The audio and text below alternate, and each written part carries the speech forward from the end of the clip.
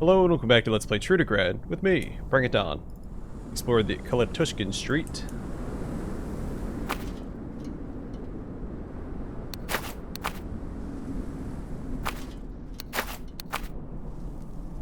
We're just throwing away money here.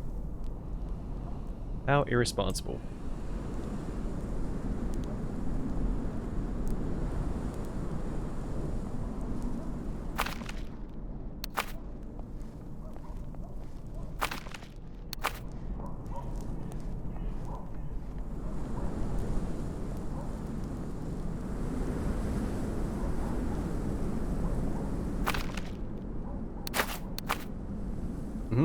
The only thing left for us is to die a slow and painful death. Go on, stop frightening me.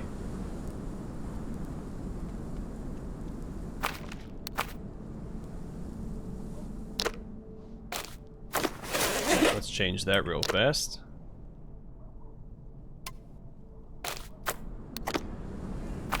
That's one whole ruble I don't want to leave behind. Well, I guess I have to.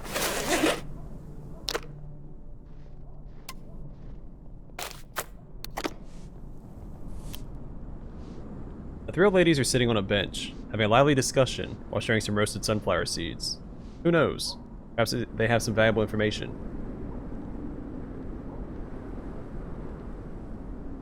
Do you have time to answer a few questions, ladies? Oh, who are you supposed to be, dearie? My eyes are old, just like the rest of me. Nana, do you know him? Why are you confusing the poor thing, Demidovna? Such a friendly young man came to ask our help. As I always say, young people these days are very polite. Right, Martinovna? Oh, they're very polite, sure. Until you turn your back on them. That's when they axe you to death. Well, he's in front of us at the moment, so not to worry. Did you want anything, dearie? Don't scoff at us because we're old. We can give you sound advice and point you wherever you're looking to go. Cool. Do you know anything about the fate of the inverter factory? What? The interior of the factory? Speak up. Our hearing isn't what it used to be. Nothing is. Integral. The Integral Factory. Finally finished going deaf, and Demidovna? He said inverter, girls. That was a factory here in Trudograd. I remember it like it was yesterday. My sister's husband worked there, bless his soul. The one that got drunk and stuck his fist in the machinery. Nice factory that was. People like him work there. Oh, for the love of God, don't speak ill of the dead. Quiet down, you two. The interior factory, huh? Nope. I don't know anything about any interiors. Ever heard of Professor Gorachev?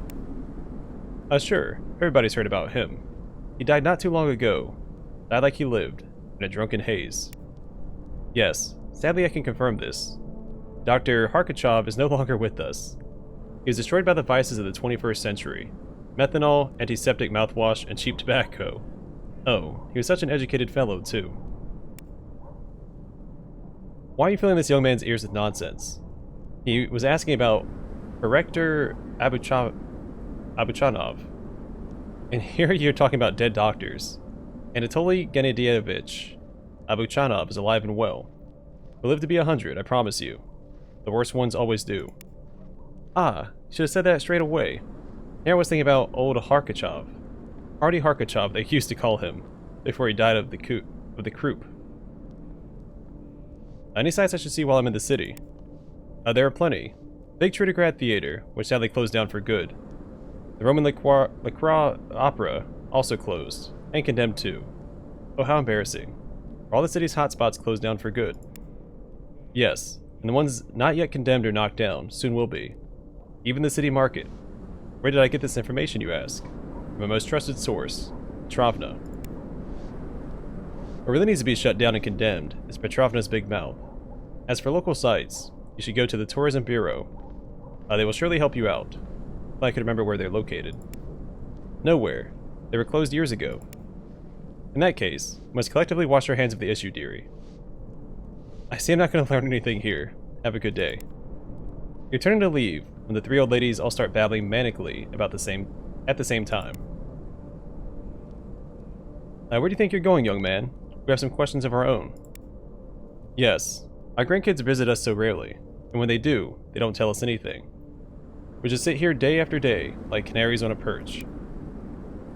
Let this delightful youngster go. We're one foot in the grave, and you still want to listen to news. Here's some news for you. Soon, the cost of our medications will go up again. How will we live then? Oh, that bit of news is frightful. You young folks never stop to think about things like that. But when you're feeble and decrepit, and your feet hurt even when you're sitting down, what then?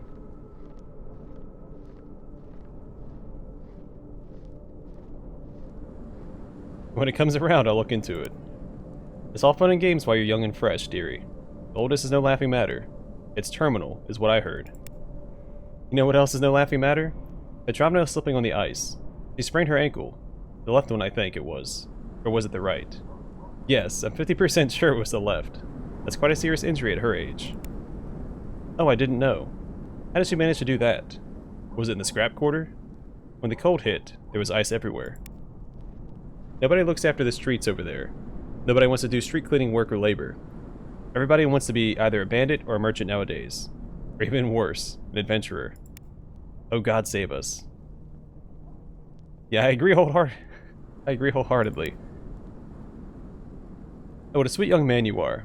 You and Martinovna, always whining about modern youth. I see no reason for it. None at all. And I'll keep whining, thank you very much. I had this one neighbor you see. What was his name? Kitka. A darn bandit. He acted ever so polite and kind. Said hello every time he saw me. You know how many corpses they found in his fridge? 15. Oh my God. Why do you tell us these terrifying stories? Ugh, the horror of it all.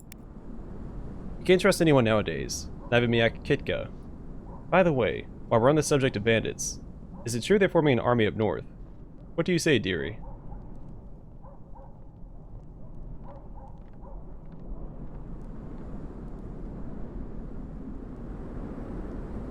Yes. They're planning to invade Trudograd and ship everyone. Aha! Been warning people about this for ages, even before the war. Did either of you two stubborn she-donkeys believe me? Well, do you believe me now? Oh, spare me, girlfriend. There were no northerners before the war. We all lived together, as one big happy family. I don't know about that. Trebokul, Kopeysk, Troitsk. All these places, or those places have always been to the north of us, as far as I can remember.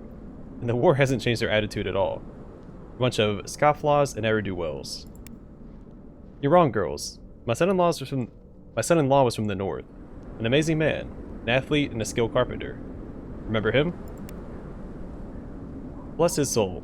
He was a real working Joe. Varnished my closet doors almost for free. But he was a bit of a tosspot, too.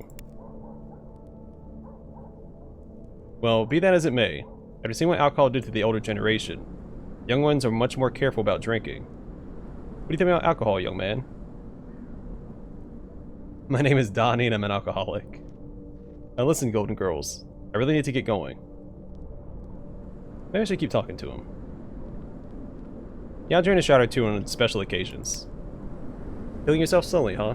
That's how every alcoholic starts. First, they only drink on special occasions. 5 minutes later, and boom. They wake up barefoot in a ditch somewhere, with a strange ache in their backsides. True, true. What kind of occasion calls for drinking poison? Tell him about your son-in-law, Demidovna. He used to drink like a fish, drank and abused my sweet daughter. Called her fat, even manhandled her a few times. Thank God he went to a hypnotherapist and got rid of the urge. He still didn't go of his own free will, mind you. Only after the local precinct made him. Since then, the strongest thing he'll touch is buttermilk. And even that, just 1 glass per year, on his birthday. He cries as he drinks it, mind you. Tears of happiness. I don't know for sure what actually fixed his urge. Was it really a miracle? Or was it Dr. Myasnikov's hypnosis technique, with the caning and the spanking? What do you think, dearie? Does science answer all questions in life? I've seen things you people wouldn't believe. There's stuff in the waste that I doubt even pre-war science could have explained. Oh really? Care to elaborate, my dear? I know what's up. These young folks take all these newfangled drugs and see all sorts of visions. Demons, devils, night hags, you name it. Again with the drugs. What vulgarity. Poofed. I'm telling the truth. I witnessed some of these mysteries myself. Why debate this baloney? Magic, science, who cares about these silly things? I have to go get my beggar's handout from the post office, by which I mean the remnants of my hard-earned pension. You're right about the size of our pensions, Martinovna. What did you expect? It's capitalism. The government disposes of the elderly like so much trash, and gives opportunities to greedy scoundrels like this one over here. Just look at this mug. Looks like he wants to eat us whole. Don't whine so much, girls. As if communism would have fared any better. If this were a communist city, only the government would have production and distribution rights. We'd have died of starvation with those paper pushers in charge. What's your opinion, dearie? Socialism or capitalism? Which one is better?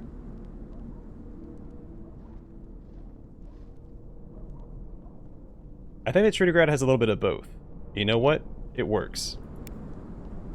Do our leading citizens really find the middle ground between the old and the new? You're the first person to ever suggest such a thing. Oh god. Thanks so much for reminding me. I need to get to my granddaughter's christening in Maslensky on the 1st of next month. Or was it the 10th? Or 11th? Oh Nana, you're so forgetful. They'll never make you an agent of Adam. You forget all the special weird radio frequencies. Hush. As if this Adam organization even exists. It's nothing but a fairy tale for bored adults. Right, dearie? No, I'm living proof of Adam's actual existence. The three old ladies look at one another and shake their heads in disapproval. You peer back at them. Even a blind old bat like one of us, I'm not saying who, I don't want to hurt Martinovna's feelings, could see you were an agent of Adam from 3 blocks away, running around, asking questions, completing assignments for random nobodies. Yeah, but why break your pact of secrecy for the sake of 3 old ladies you don't even know? That's what they're teaching you at the base these days. Adam is in a lot of trouble. Hold on. How did you... Are you from Adam? From what now? If this so-called Adam even exists, you ask 3 different people what they think this organization does, you get 3 different answers. It's all humbug. Nothing but an urban legend. Oh, girls. I think this young man is losing his mind, listening to your old lady ramblings. Are you tired, huh? Then go. Why do you even stop to talk to old gals like us in the first place? Here, take a handful of sunflower seeds and a chocolate bar for the road. It'll make your day taste a little sweeter. Eh, dearie? The old ladies continue chatting, as if you never interrupted them.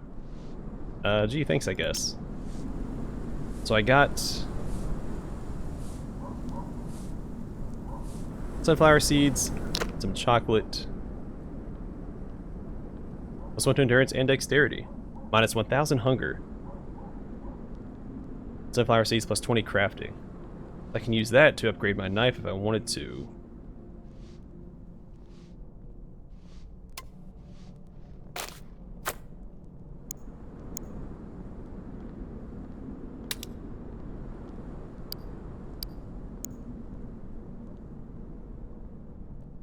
No, I can't. Never mind, I forgot. My crafting is well into the negatives. Even if I had +20 to crafting, it wouldn't change anything.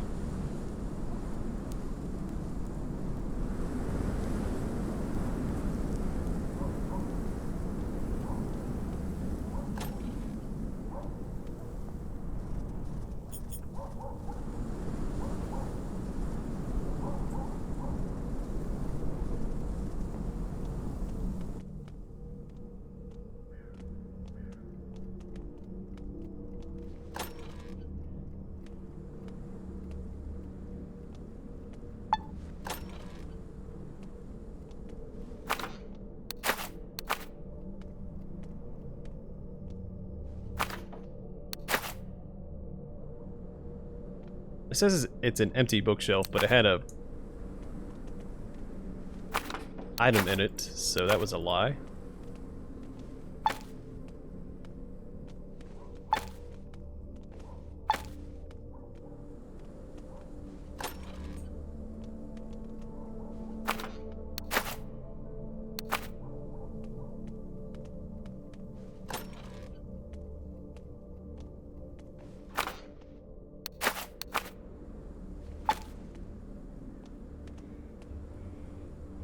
These mannequins are not that talkative.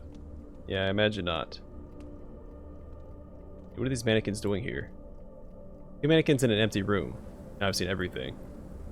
Mannequin in the big city. I'm tempted to swing at him, but... No reason to yet.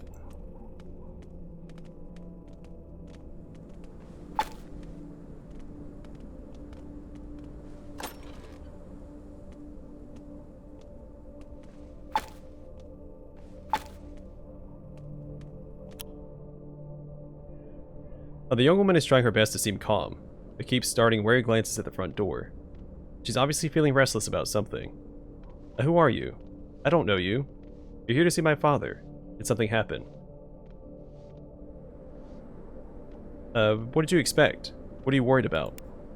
The woman keeps glancing fearfully at the door. She starts whispering. Last year, my father bought the apartment next door. He's planning to rent it out, but the first people who moved in... Oh. Weird noise comes from the door, or maybe from beneath the floor. In any case, the sound terrifies the young woman. She flinches and covers her mouth with trembling hands. Do you hear? Happens as soon as I mention them. Go talk to my dad about it. I don't want to say any more.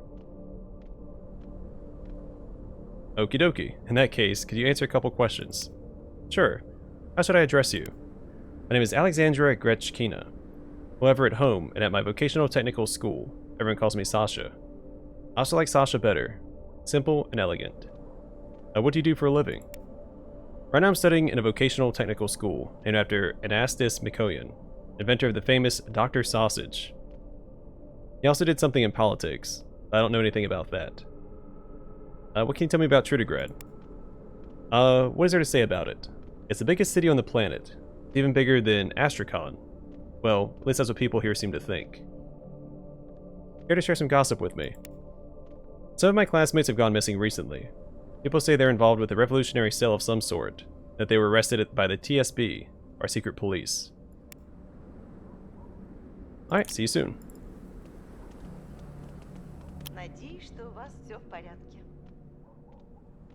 A middle-aged woman is bustling about her household chores. Seeing you, she stops what she's doing and gives you a friendly smile. Good to see you. Did something happen? Was something supposed to happen? No, I've just been very busy recently. Never mind. All is well. I'm looking for someone on your street. Could you help me? Depends on who it is. If it's a criminal, then no, I won't help you. Professor Goryachev. He's supposed to live somewhere around here. Rings a bell. Goryachev, you say? The woman thinks hard for a while, until as she slowly raises her eyes and shakes her head. No, sorry. I don't remember anyone by that name. Ask some of the other residents. Someone might know. Could you answer a couple of questions first? The woman is genuinely surprised. Are you serious? What could you possibly want to ask me? Well, I thought you might know something interesting. I don't know anything special. You go up to everyone like that and start asking questions? Yes, I'll talk to virtually every person I see. That sounds terrible. You must be either very reckless or very easygoing to just start quizzing people around here. Some folks might curse you out, or even slug you in the face.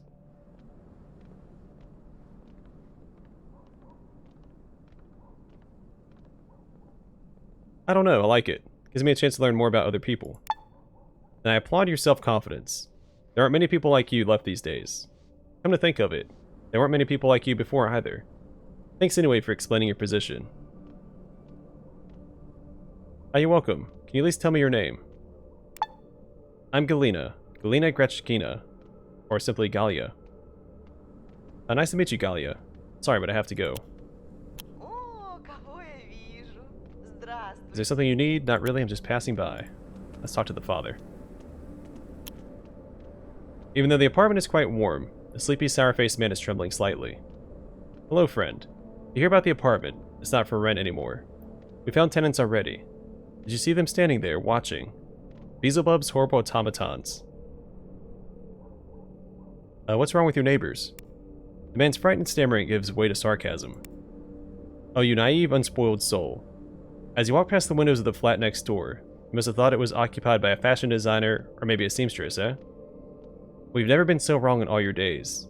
Those plastic dummies are my neighbors and tenants. Evgraf and Adelaida Mannequinov. Wait, so they mannequins or people? Haven't you seen them already? We have plenty of bystanders peeping in our windows. They're mannequins, made of nothing but plastic.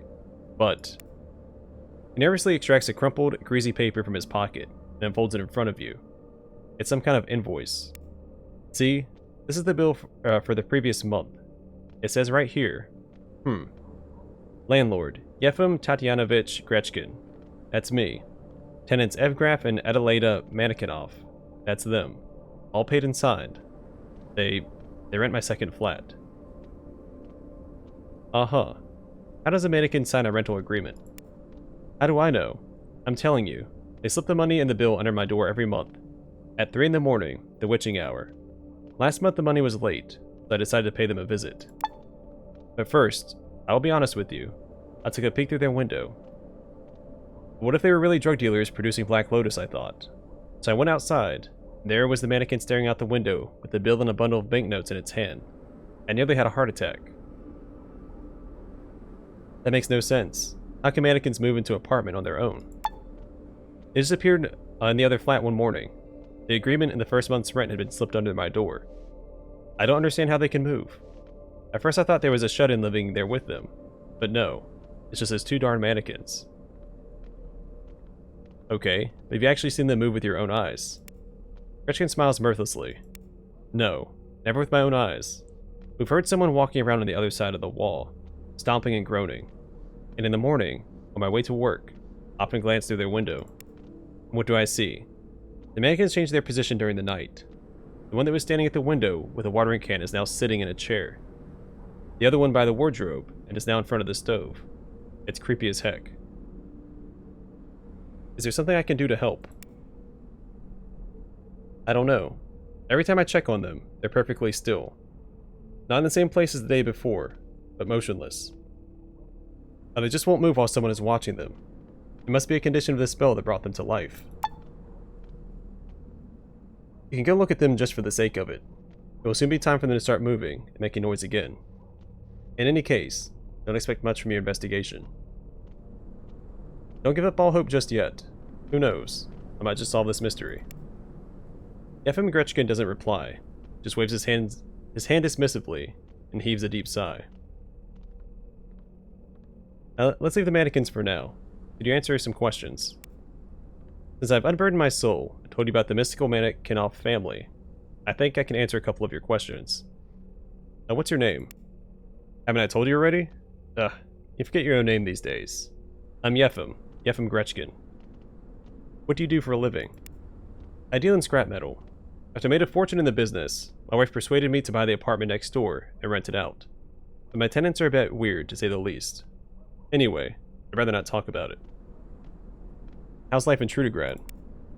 I can't complain, but if you know your history, especially the bloody history of this very street, you'd be unnerved, even after 20 years of living here. You don't say. So what's the bloody history? The legacy of the Civil War. In 1919, Vlad Turbin's army slaughtered an entire regiment of the White Guards and dug a huge hole for their corpses here. 30 years later, Kolotushkin Street was built on that same exact place. So now we're standing on a mass war grave. I hope your rumors are also worth my time. There have been some very dubious characters coming to Trudograd recently. People say that for every 2 migrants from the north, there'll be either a terrorist or a drug dealer. This is going to end badly, mark my words.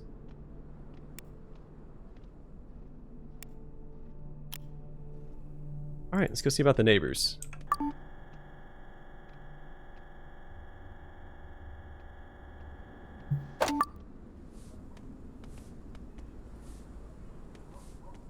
Doesn't like this mannequin is capable of movement. No mechanisms inside. I can't...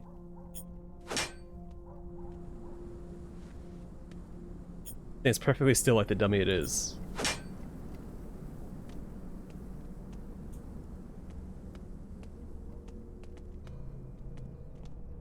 I guess we'll wait till nighttime and see what happens.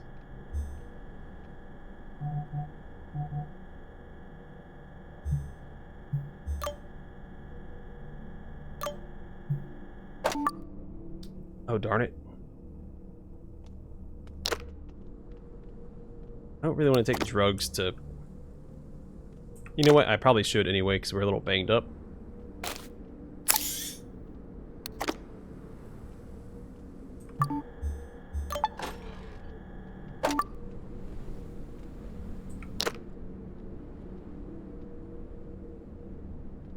Where's my food at?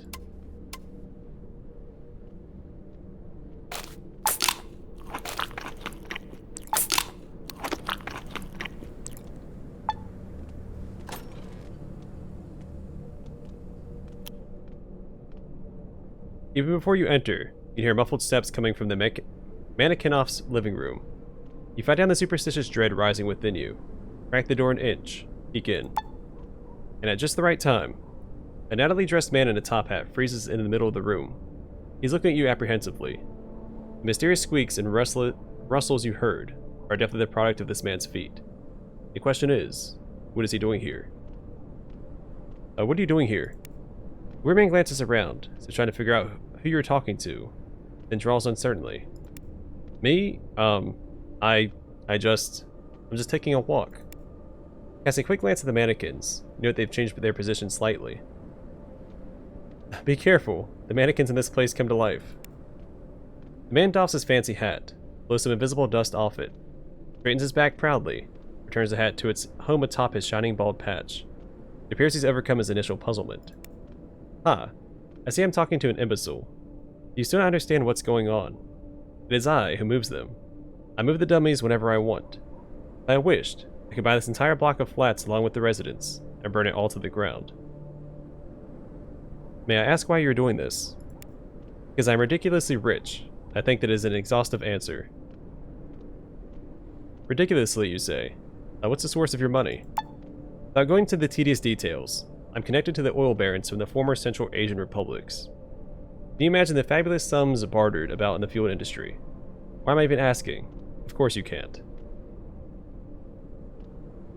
But that doesn't explain why you're fooling around with these shop mannequins. A wealthy man like you must have more important things to do.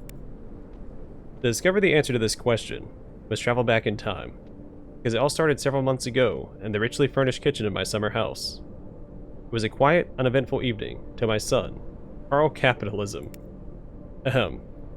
So might prove important to the story. Yes, I named my son Carl Capitalism, just because I could.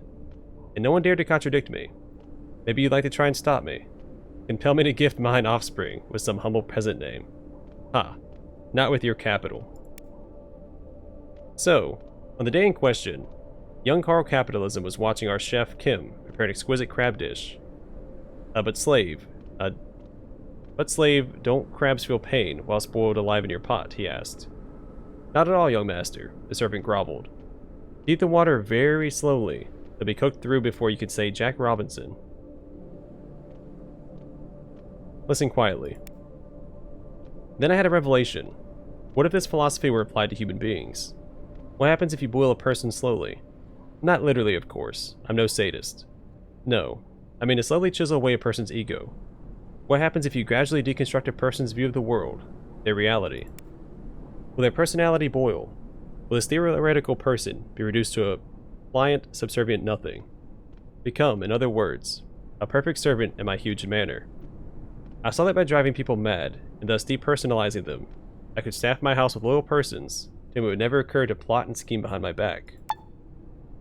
But before experimenting on my current employees, I decided to test my idea on this family of fools. When they are completely mad, I'll hire them to work for me. If I am proved wrong, I'll lose nothing apart from a pittance paid in rent. Ha ha ha. Isn't it simply brills? Is it smart coming here alone? It's part of the fun. A tiny bit of risk to spice things up. Driving these lumpheads insane has turned out to be so much fun. The father's almost ready to be committed, and the girl will soon follow. The mother's the only one still holding on. The perverse rich man bursts out giggling, begins to skip around the room like a merry jester. Still, one look at your dark face is enough to bring his clowning to an abrupt halt. You won't tell a living soul anything you've just heard. Got it? Not one word, or I'll hire people to kill you. Yes, and I'll go scot-free because of my tremendous wealth. Or better still, they'll kill your mother instead. You do have a mother, right? Nope. Oh, sorry to hear that. Well then, I'll order them to kill your father. Wherever he is, they'll find and murder him, despite his old age and gray head. No luck there. I'm fatherless. Perhaps it's wishful thinking. The eccentric fellow looks embarrassed. He awkwardly shifts his weight from one foot to the other, eventually throws up his hands. Now ordered to kill your grandparents. Uncle? Aunt? Missed again. I'm an orphan. A heavy silence fills the room. Your strange opponent is at a loss for words. He blinks owlishly and rubs his chin. When at last he speaks, his voice lacks the derisive tone from before. Oh, an orphan you say? Crap. So am I. The man lowers his eyes and lapses into silence once more. When he resumes, his voice is trembling. Now I feel a sort of kinship with you, peasant. I mean, stranger. Heck knows why. Look, fancy a smoke? Have some nice weed on me. I keep it for special occasions. To begin with, what's your name? Call me Slanikov the Philanthropist. I'm not going to give you my full name. If you read the Trudograd tabloids, you must know it anyway. So, how about a smoke?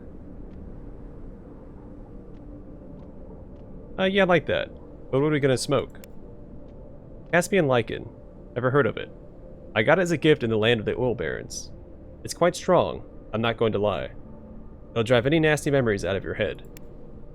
The man lowers his voice, and perhaps replace them with new, even nastier ones. All depends on chance. I haven't had a negative experience yet. Now to heck with it. Only live once, am I right? Light up the pipe, brother. You won't need a pipe. I have everything on me. The mysterious fellow extracts an engraved cigarette case from his jacket and opens it with a soft click. Inside, you see 3 fat joints. You take one out, look at him expectantly. He takes out a pre-war Western-made lighter, lights it, and brings it close to your pale face. Now light your joint. One puff is more than enough. You close your eyes for a moment and take a breath. When you open them again, you don't know where you are. You're standing in a harshly lit corridor, which extends in both directions as far as you can see. The walls are white, the carpet at your feet an aggressively neutral gray. Grim thoughts flood your brain. That bloody Caspian lichen must have killed you. Or perhaps you're in a coma. Or did that eccentric rich guy kidnap you, and now you're a guinea pig in one of his twisted experiments? With an effort, you fight down your rising fear. You need to do something. You need to act. You should try to find the exit. Go forward. Time has lost its meaning. It seems like you've been walking down this monotonous corridor forever. What if it really is endless? The featureless walls and floor make it seem as though you've gone nowhere at all. Then, something catches your attention. There's some small change there in the distance. You start walking.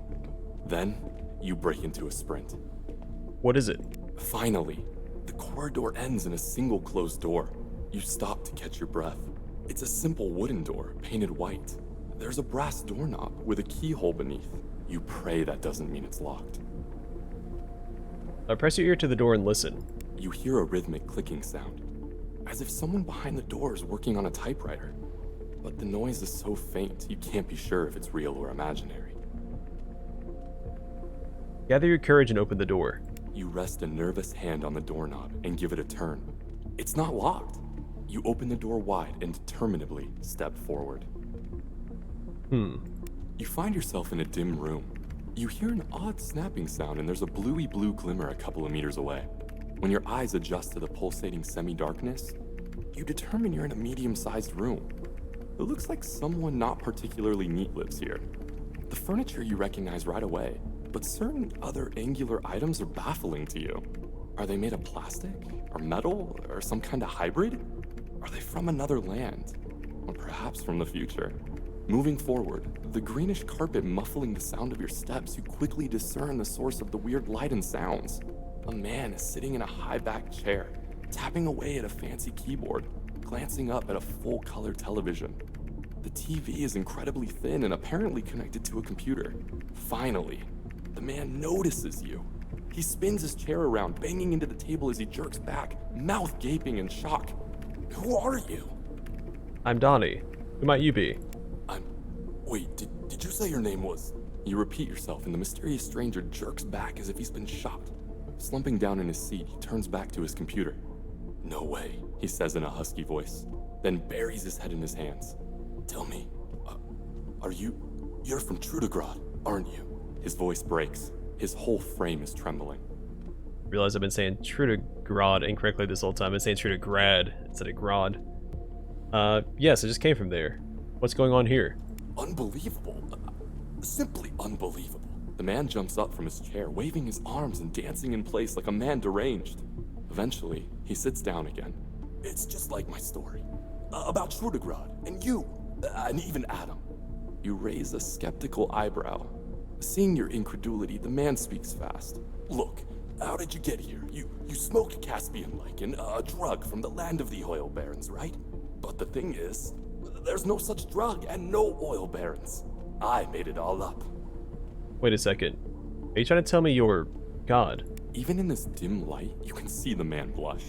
He shuffles his feet and giggles. Oh no, not at all. God is too big of a word for it. Still, if that's how it seems to you. The weirdo shakes his head as if trying to jolt himself loose of a hallucination, and says in a serious tone, I'm writing the story you're in for. There's no way you'd understand. In short, I'm writing your story, and the stories of everyone around you. All the events and tasks and people you meet. Well, yeah, all of that. Charming. Perhaps you could remove the meteorite from your story then. Or the war. The man gives you a pitying look and shakes his head. I cannot, sorry. Something has to propel the plot. Every story needs some tension to hype people up. Players want global threat, something huge, you understand? Like in a Hollywood movie. Although the thing I had in mind is smaller in scale, it's too late to change now, but I wouldn't mind getting your opinion.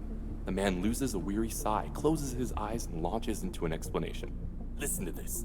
Vampire pioneers. Bam! What do you think? Wait, don't answer that. We get rid of the war plot, all the gore, radiation, bastardization. Your village police officer, Mikhail Potapov. Your life is slow and uneventful, right until the moment when village head Fengab stops appearing in public during the day and luscious young communist girls begin disappearing from the pioneer camp.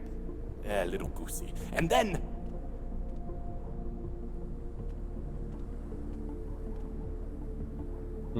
That's a great story. I would totally greenlight it. You really mean that? Heavens, it's so nice when your fictional character chooses the accolades that you wrote for yourself. I'm so happy. The author jumps to his feet and gives your hand a solemn shake, lower lip trembling. Thank you. Did you want to add a point to any of your characteristics or skills? Because I can do that. Please do. And tell me how to get out of here. The man beckons you closer and gestures at the screen. Look, I scripted our meeting here. The writer nudges a round plastic lump sitting on the desk. You see columns of different colored text, weird equations, a floating command line in its own little box, and all kinds of other nonsense. Here, wait a sec, what's this? Did I write this? Suddenly, you feel an overwhelming urge to press a huge key with an arrow on it. I so want to press you, my little friend. I can't help myself. You lick your lips as they've gone painfully dry, and quickly glance over the keyboard. The button you're looking for grabs your eye and hypnotizes you. The sensation is overpowering. You swallow the lump in your throat, raise your index finger, and... Screw it. Press the button.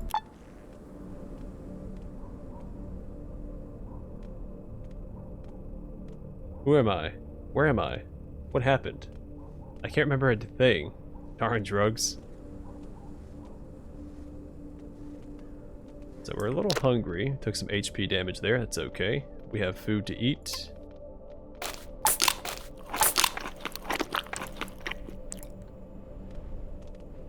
I know the secret of the mannequins. I wonder if I can meet him in the next night. So I might wait till the next night in the next episode.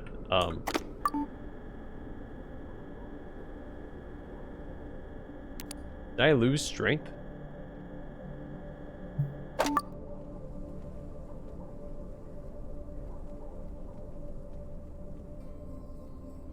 Gain experience. I lost 1 HP from hunger. My quest log's been updated.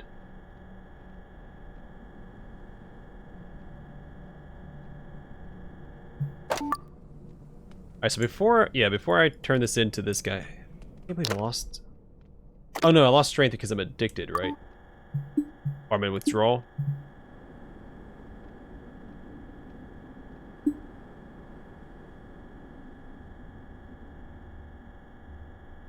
How do I look at my...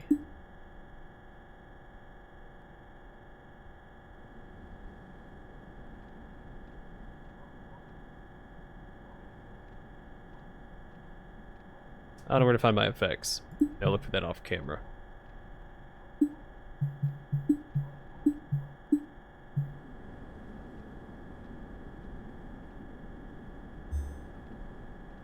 I thought it would tell me here. But I guess not.